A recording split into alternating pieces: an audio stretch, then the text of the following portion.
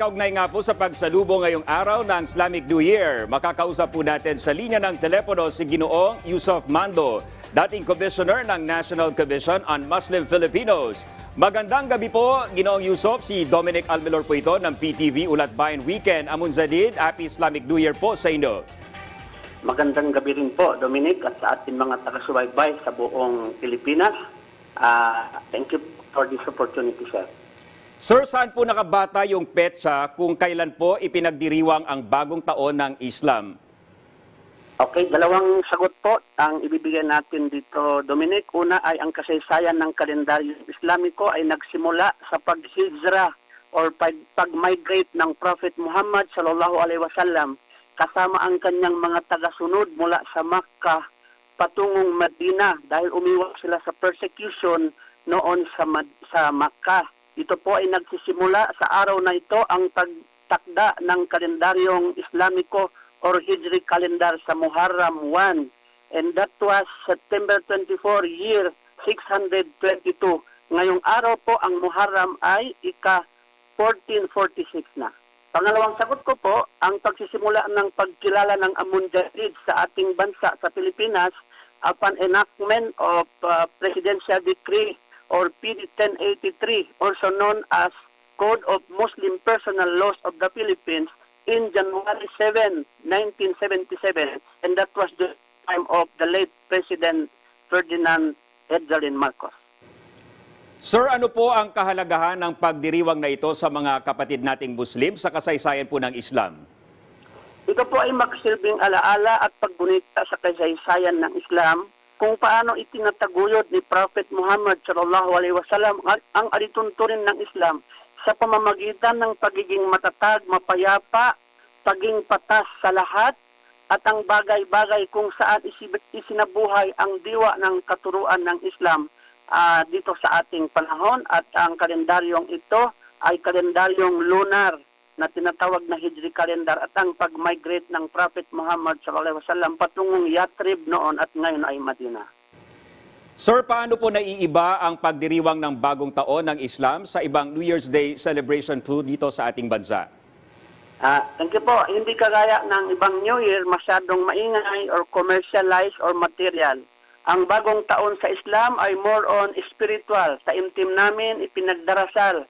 Ipinasok namin sa aming bahay, mga moske, pagbabasa ng Quran, pagdadasal, nilay-nilay.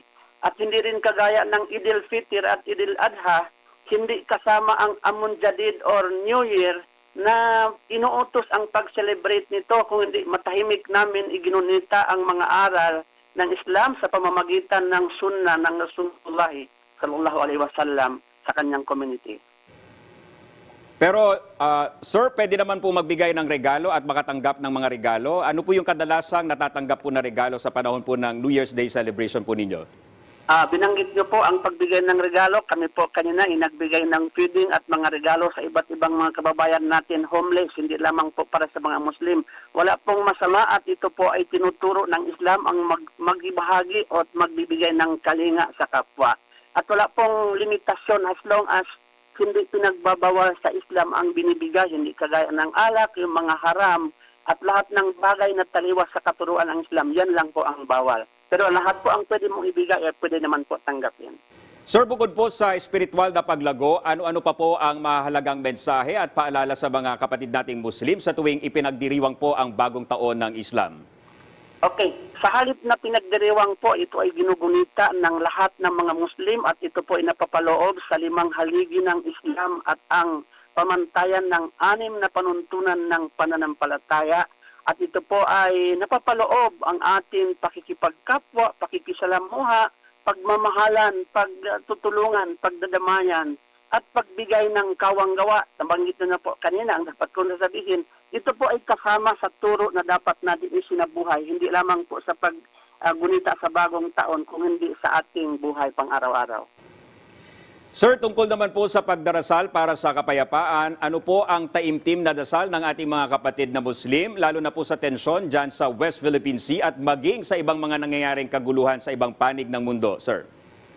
Yes, Dominic, lagi po natin alalahanin ang bawat galaw natin sa ngayon at anumang desisyon ang gagawin natin ay hindi maaring walang pagdalagyan sa sitwasyon po natin sa West Philippine Sea at sa nangyari sa ating mga kapatid sa Gaza, sa Palestine at iba pang lugar, ay patuloy ang mga Muslim sa pagkuha at pagbabase ang ating mga aksyon doon sa katuruan ng Propeta Muhammad. Kaya nga po natin ginunita ang araw na ito mula sa kasaysayan ng Islam. Pagdating po ng Islam sa Pilipinas, iugnay ko po ito ulit sa Pilipinas, hindi po ito sa pamamagitan ng dahas o pang-aapi o panggugulo, kundi sa pamamagitan ng mabuting dialogo o pakikipag-ugnayan at kalakalan, kung saan unang lumaganap ang pamumuno ng mga Muslim sa Pilipinas at lumawak ang ating pakikipag-ugnayan sa iba't ibang bansa, kasama na po diyan ang China, bago pa dumating ang Kastila at hanggang sa ngayon po ay naiiwan o nanatili pa sa ating bansa ang manakanakang banta ng kaguluhan. Pagkatapos tayo nilusob o inokupa o inangkin ng iba't ibang mga dayuhan. May God forbid. Sana po sa pagkakataon na ito ay maibsan at maiwasan po natin ang mga kaguluhan na yan. Alright, maraming salamat po, Ginoong Yusuf Mando. Magandang gabi po at muli, Happy Islamic New Year po sa inyo.